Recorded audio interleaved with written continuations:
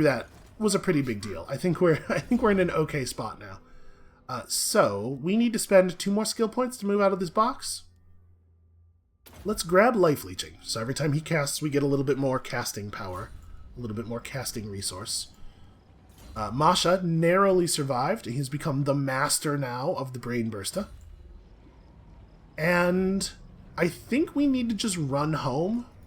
I'm pretty sure we need to full march back to Karak Ungor because we are in some danger here. We need replenishment. We need to recruit some more. We got to refill these the army slots that we're missing. But honestly, It's hard not to feel pretty good about that situation. We could have attacked Aldebrand there and tried to finish his army off. I don't feel confident we would have won that battle, which is the reason I didn't go for that. And in 3 turns, Karak Ungor will absorb a whole lot of our gold, so we're sitting on a ton of money, but we will use it.